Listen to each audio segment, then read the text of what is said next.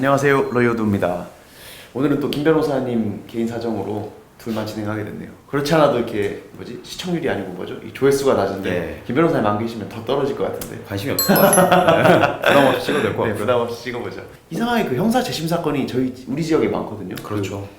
90년대 후반에 나라 슈퍼, 예. 그 삼례 그 강도 사건도 그렇죠. 있었고 약촌 오거리 사건 있었고 해가지고 네. 저희 지역의 재심 사건이 은근히 전국적으로 언론 보도를 타는 경우가 있어가지고 많은 분들이 좀 재심에 대해서도 좀 이렇게 궁금해하시는 것 같은데 사실 변호사들도 별로 재심 사건 할 일 별로 없잖아요.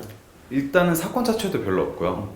현실에서는 그러면 재심 사건을 어떤 경우에 많이 보느냐 그런 것들 궁금해하실 것 같아요. 근데 보통 언론에 보도되는 건 형사 재심이잖아요. 그렇죠. 형사 재심뿐만 아니고 사실 민사 재심도 있는데 네. 이걸 보는 분들 중에서는 사실 민사 재심에 대해서는 관심 있는 분들이 별로 없을 것 같은데 민사 사건에서 진짜 재심이 될 만한 건은 그 원래 판결에 중요한 증거가 됐던 사람 증언이라면 그 사람이 위증을 했다든지 그렇죠. 무고를 했다든지 뭔가 새로운 그런 특별한 서류가 위조가 됐다든지 예. 이런 게 판결로 밝혀지지 않는 이상은 현실적으로 어렵다는 얘기잖아요. 그렇죠.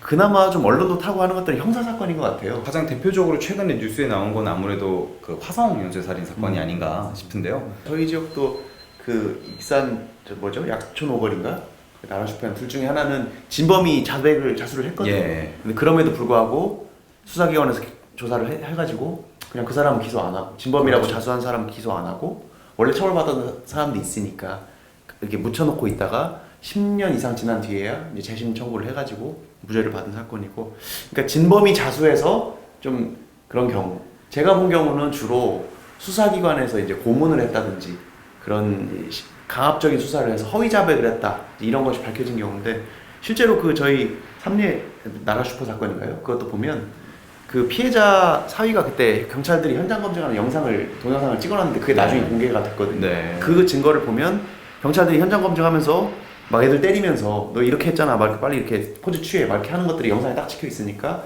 강압적인 수사로 허위 자백을 했다 이런 부분이 드러나서 그나마 재심이 가능했던 것 같고, 그게 아니면 거의 진짜 7, 80년대 과거사 사건 고문 받다가 나중에 과거사 정리위원회에서 밝혀졌다 고문이, 이런 경우는 이제 무죄가 되는 거고요.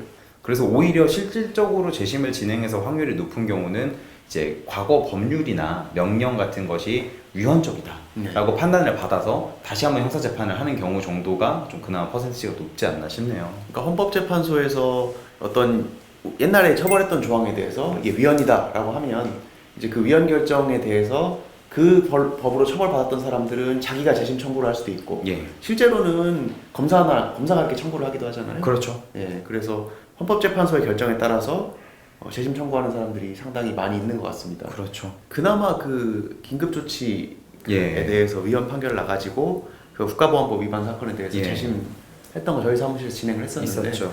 그러니까 그것도 마찬가지로 긴급조치가 이제 위헌이기 때문에 긴급조치 위반으로 처벌받았던 것들에 대해서는 무죄가 되는 것이고, 그러면 그분은 이제 그 당시에 징역 한 1년 반 이렇게 살았거든요. 예. 그러니까 1년 반 산 거에 대해서 국가에다가 보상 청구하고, 조금 더 나아가면 국가를 상대로 해서 위자료 청구 소송도 같이 하는 거죠. 왜냐면은 그 당시에 긴급조치 위반으로 잡혀 들어갔던 사람들은 다 이렇게 빨갱이라고 해서 집안 가족들도 막 자살한 사람도 있고, 예. 막 직장에서 잘리기도 하고, 심지어 자기 자식들도 막 이렇게 취업도 안 되고 이런 경우도 많았기 때문에 재심을 신청한다고 해서 무조건 다 들어주거나 그런 건 아니잖아요. 한 1000건에 한 건이나 될까요?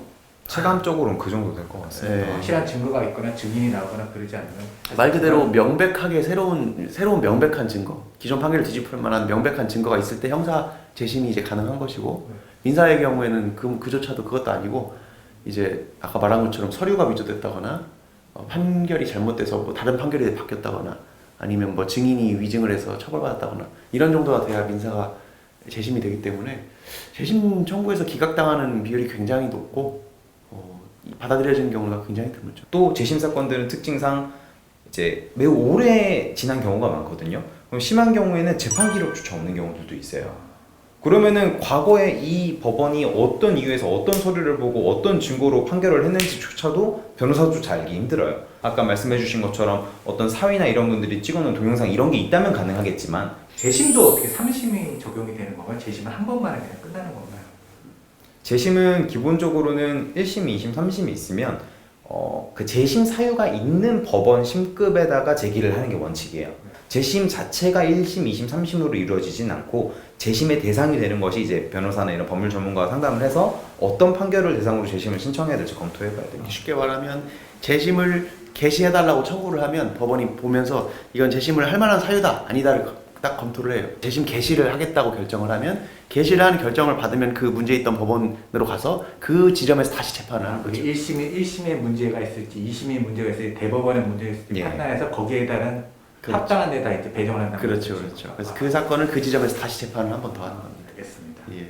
이걸 보는 분들은 뭐 재심 사건의 당사자가 되는 일은 극히 드물 거라고 생각하고 심지어 저희도 뭐 담당 변호사도 거의 보기 드문 사건이라 저희 사무실도 재심 사건 한 두세 개밖에 안 해본 것 같은데 3개. 저도 이 사무실에 있기 전까지 다 포함해도 저 혼자 2건? 3건? 그러니까. 몇밖에 안 들어요. 굉장히 극히 드물다는 것을 알아두시고 참고 삼아서 그냥 뉴스 보실 때 참고만 하시면 될 것 같습니다.